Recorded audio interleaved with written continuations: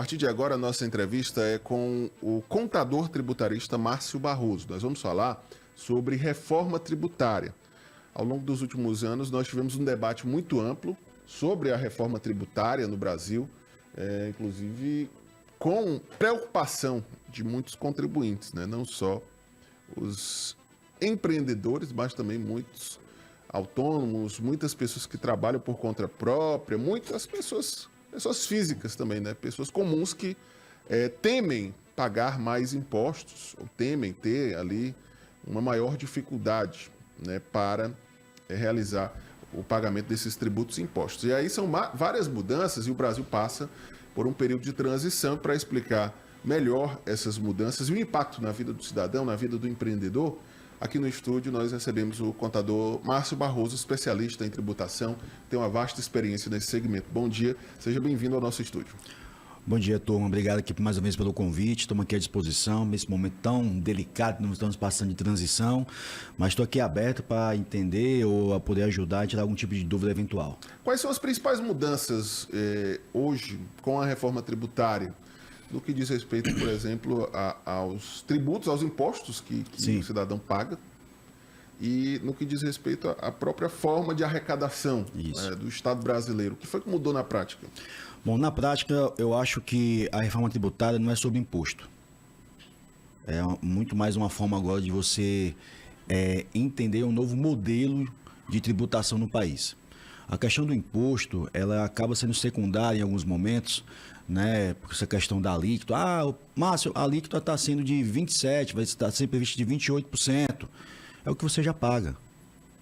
A discussão da dinâmica aqui é muito mais como esses 28% vão agora ser cobrados de você.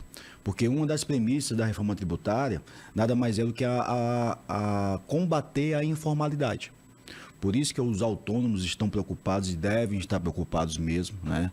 Por isso que algumas empresas que têm, a gente que é pessoa física, que tem um imóvelzinho alugado, a gente começa também a fazer esse tipo de tributação, arrecadação.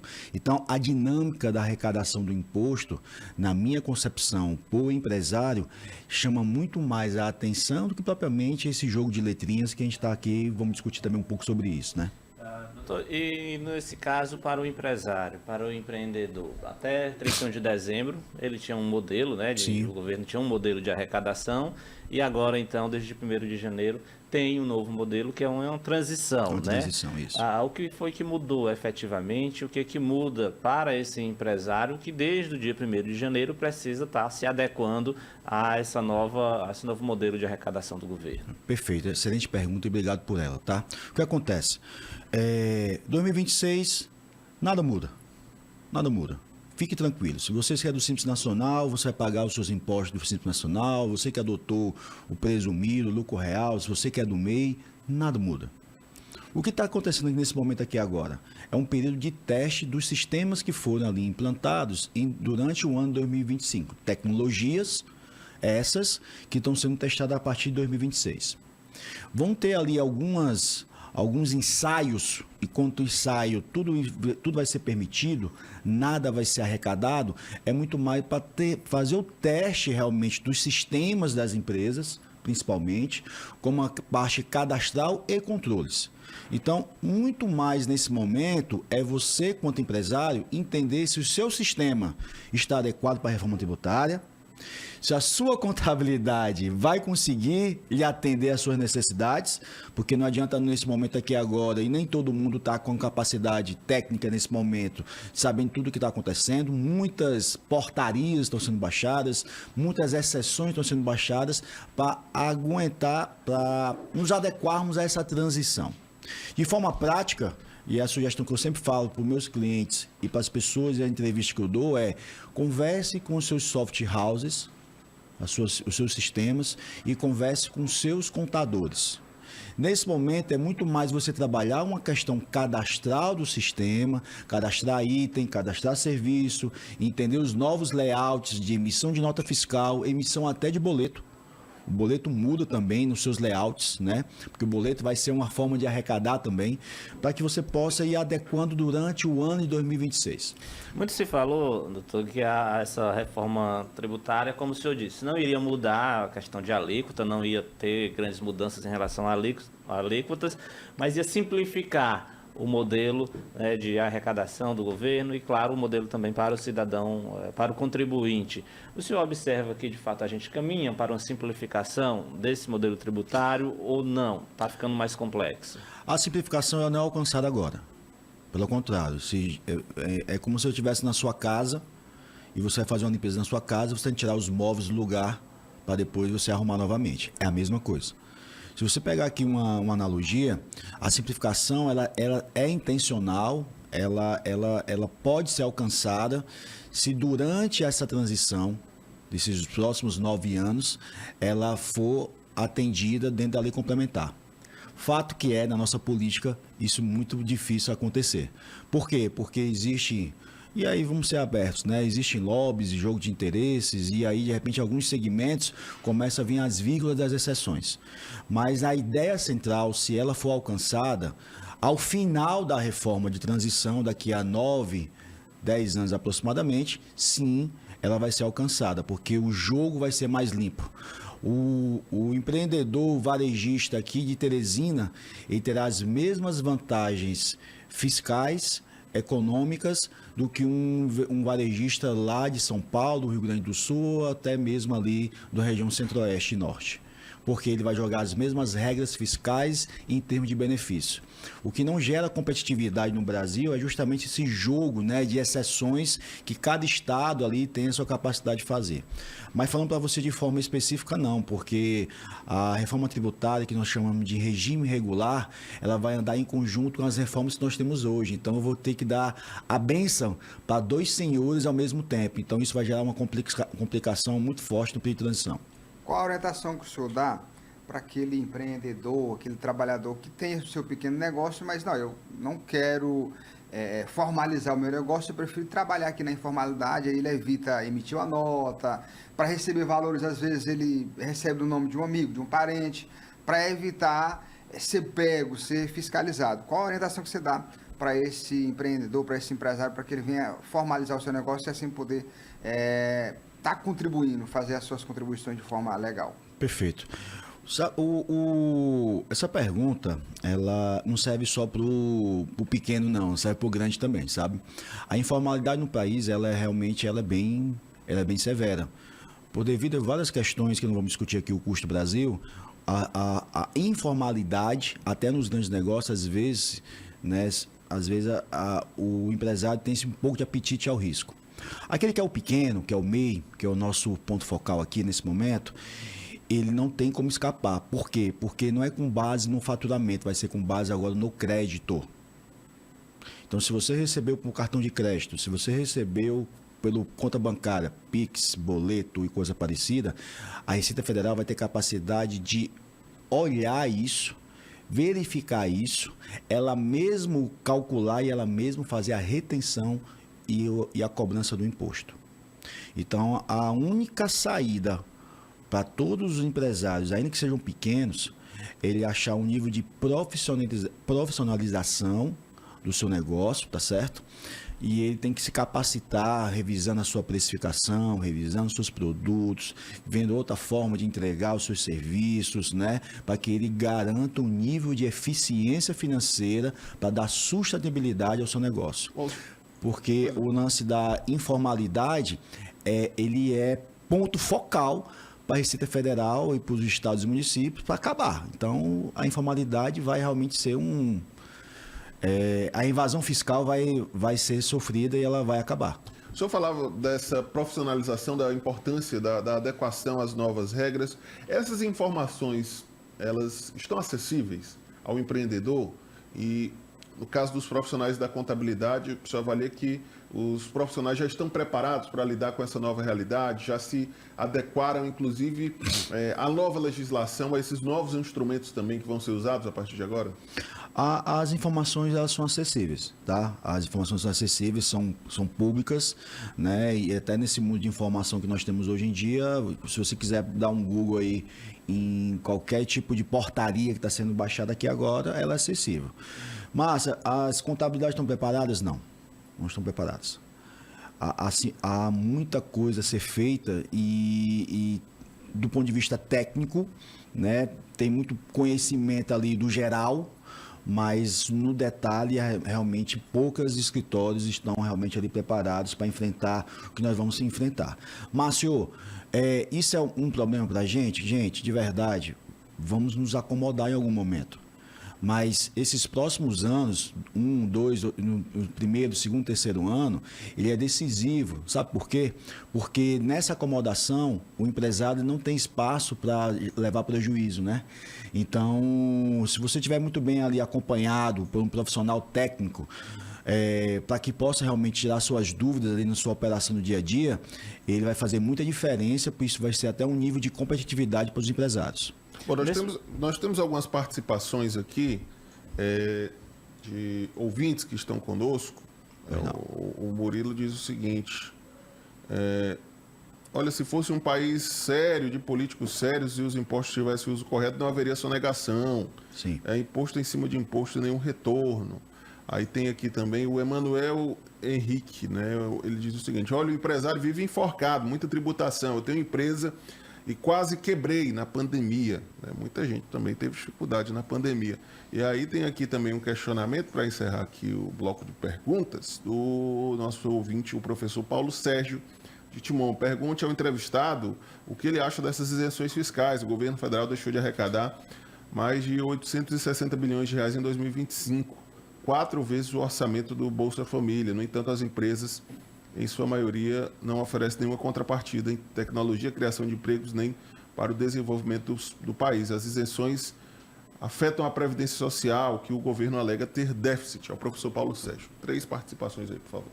Legal. Sobre a isenção? A isenção, na minha cabeça, ela perdeu um pouco o sentido, porque a isenção, a gente que é do Nordeste principalmente, ela era utilizada há 10, 15, 20 anos atrás como uma ferramenta de troca, né?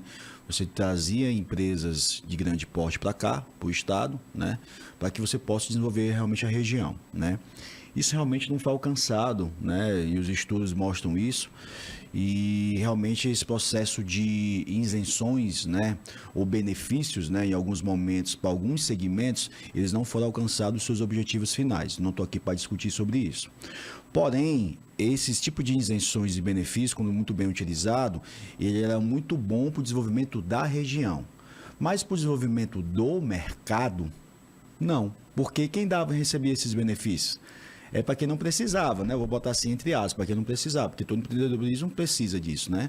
Mas o pequeno que está ali, né, no dia a dia, na labuta, né, que acorda cedinho, 4, 5 horas da manhã, que tem que fazer o próprio produto, tem que fazer a própria entrega, ele não tinha benefício algum. Ele jogava a regra geral de todo mundo. Então, realmente, o processo de isenção e de benefícios, eles não foram alcançados na sua plenitude. Mas eles, por nossa loucura hoje de arrecadação, de tributo, que é muito caro no país, sim, isso é verdade, ele é necessário para alguns segmentos, como logística, que é um segmento muito sofrido, o varejo é um segmento muito sofrido, né?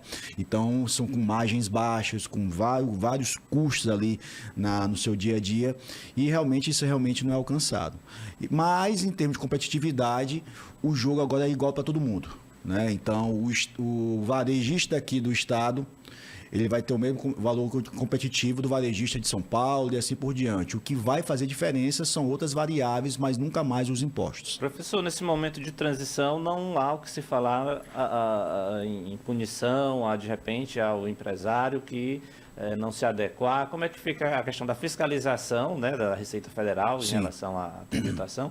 E se há algum tipo de punição nesse momento de transição entre os dois modelos? Na verdade, as punições sempre vão existir, né? Na verdade, as orientações que as portarias dos estados, dos municípios e, naturalmente, da União, as recomendações são que você se adeque, né? Faça sua adequação aos seus sistemas, ao seu processo, à sua precificação.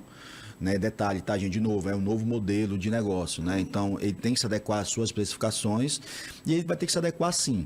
O que está acontecendo nesse primeiro momento, isso é uma última portaria agora de dezembro, é que ela está dando, digamos, uma carência, vai. Ela está dando carências para que você possa evoluindo nessa adequação.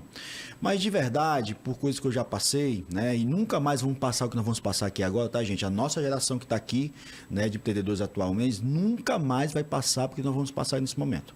Por isso que não tem nada a ver com imposto, tem a ver com um novo modelo de arrecadação. Eles vão fazer concessões até o final do ano, sim, né? A reforma vai pegar, mas ela vai fazer concessões até todo mundo se acertar. E em 2027, aí é outra conversa. O senhor acha que a alta elevação da carga tributária do nosso país acaba fazendo com que o cidadão queira ficar na informalidade? Certeza. Porque às vezes, por exemplo, o cara vai vender um produto, se ele for vender no débito, ele já não consegue dar o desconto para o cliente dele. No crédito, aí é nem pensar. Então, ou ele vende à vista ou vende no Pix. Então, assim, a alta taxa da carga tributária brasileira acaba forçando o cidadão a não querer formalizar o seu negócio? Com certeza. Eu sou a favor, e aí, infelizmente, quando a gente fala sobre esse tipo de tema, eu sou a favor, a gente acaba falando um pouco de política, né? Eu vou falar dessa forma, né? Na minha visão de economista, né, e de visão de mundo, eu entendo que quanto mais Estado, pior. Então, quando você fala assim, Márcio, a nossa alta carga tributária, ela é pesada porque causa uma informalidade. Então, ela é diretamente proporcional. Então, quanto mais imposto, mais informal, concorda? Perfeito. Quando você bota mais imposto, ou seja, o que está acontecendo? Você está concentrando o dinheiro na mão de uma pessoa só. Quando você faz a concentração desse dinheiro na mão de uma pessoa só, você fica refém de 30 e poucos % do PIB do Brasil, né, na mão de uma pessoa para ele fazer da forma que ele quer fazer. Né? Você vai fazer investimento X, Y, Z, você vai gastar com isso, vai pagar isso, você vai fazer isso daquela forma, você fica refém. Quando você deixa esse dinheiro mais livre no mercado, com certeza o nosso amigo que lá está informal, ele quer ficar formal. Ele não quer ficar velhinho, né, e não ter ali a capacidade de passar aquela empresa que ele construiu para o filho dele. Ele quer passar para o filho dele, mas como passar para o filho dele se está na informalidade ainda, entende? Então, se deixasse mais dinheiro à vontade do mercado, as pessoas se formalizem. Então, eu sou a favor, eu sou muito mais liberal, neoliberal nesse sentido. Então, eu acho que é menos Estado nesse sentido. Com a reforma tributária, isso vai acontecer de uma dose muito pesada. Por quê? Porque nós não mudamos o nosso modelo econômico, ou seja, muita concentração numa pessoa só, e eu vou criar ferramentas para acabar com a informalidade. Deu para entender? Então, o dinheiro, né, que hoje está sendo arrecadado, que é mais de 1 tri por ano, não vai aumentar em alíquota, mas eu vou acabar com a informalidade. Então, esse dinheiro vai ser quase o dobro de arrecadação. A arrecadação vai aumentar não por conta da alíquota, mas porque vai acabar com as informalidades. Porque a informalidade não vai ser muito mais baseada no faturamento de uma nota fiscal de um serviço, mas sim pela transação financeira. Esse que é o grande problema, né, se for falar de problema aqui na reforma tributária, porque essa capacidade que ela vai ter de mudar o olhar sobre a arrecadação do tributo não vai ser pela nota fiscal, mas sim pela arrecadação. E hoje o dinheiro digital está aí. Então, por isso que os caras fizeram lá atrás, né, todo o processo de PIX, fizeram o processo de boletização, né? Quem o cara, na sua humanamente possível, tem capacidade de andar com dinheiro hoje em dia?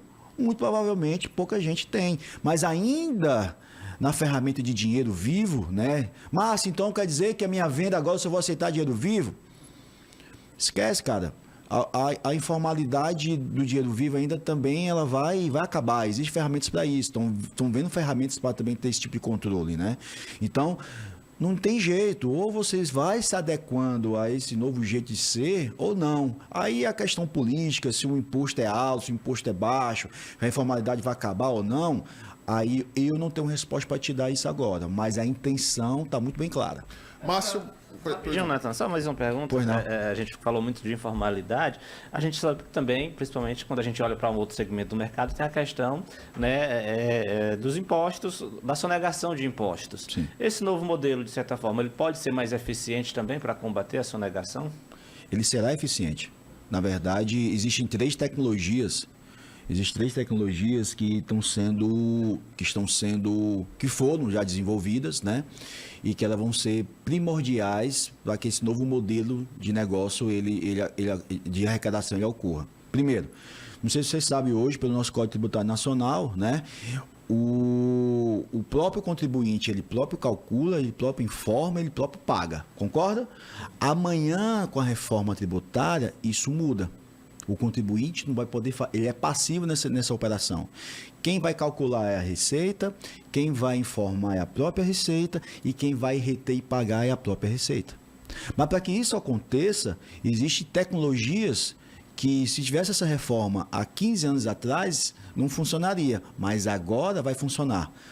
Nota fiscal eletrônica, split payment e a apuração assistida. São tecnologias que estão sendo testadas agora, a partir de 2026, que vão dar o poder, vão tirar o poder do contribuinte de ele mesmo calcular, ele mesmo informar e ele mesmo pagar, vai dar agora na mão da nossa Receita Federal, que ela agora vai fazer tudo isso. Então, por isso que a informalidade, ela vai, com o passar do tempo, realmente sumir. Pelo menos é a intenção deles com isso. E, de verdade, eu acho que eles vão conseguir. Rapidamente, Natan, como é que eu vou contestar a Receita, por exemplo? Eu estou pagando aqui, veio demais, eu não vendi isso, eu não produzi isso. E aí, como é que eu vou contestar? Perfeito, perfeito. Obrigado por essa última, não sei se é a última pergunta, mas respondo com muito prazer. Mudou o canhão. O canhão das Cefaz, dos municípios, dos estados, da União, era apontado para a gente. Cadê o dinheiro que estava aqui? Me explica por que você não arrecadou isso ou aquilo. Por que você não recolheu isso ou aquilo? O canhão era apontado para a gente. Então, a gente sempre era auditados. Agora, a ideia agora é que a gente aponte agora o canhão para eles. O Receita, o estado, o município, você calculou errado. Você recolheu errado, me dê meu dinheiro de volta. E é nesse momento, se você pegar a lei complementar, que baixou a reforma tributária, é nesse momento que você percebe que vai ter muita judicialização nossa daqui para frente. Porque ela restringiu o processo de polícia que agora nós vamos ter que ter para questionar o que ela fez. Porque não vou ter mais ações sobre isso. Então, as contabilidades, elas mudam o perfil. Elas não vão ser mais executoras. Agora, elas vão ser dirigentes, né? Elas vão ser polícia, vou falar dessa forma, tá? Fiscalizadoras, boa palavra. Fiscalizadoras agora porque a Receita está fazendo. Então, quando você for para o contencioso dessa turma toda, agora você vai questionar. E aí que ela fechou o circo. Ela botou muitas restrições nessa lei complementar que impossibilita que você faça ali qualquer tipo de recolhimento, tá bom? Então vai ser cenas dos próximos capítulos. Márcio, obrigado. Márcio Barroso, contador tributário. Obrigado a vocês. Um panorama das principais mudanças, né, que já atingem os brasileiros a partir de 2026. Nós vamos continuar com esse debate, com certeza vamos convidá-lo novamente para atualizar esse tema que impacta todos nós, né? Não só empreendedores, mas também o cidadão comum, né, que vai ter também a sua renda impactada, né? No momento de comprar um produto, um serviço, tudo isso vai ser afetado também. Obrigado, Márcio, pela presença. Eu que agradeço. Bom dia a todos, gente.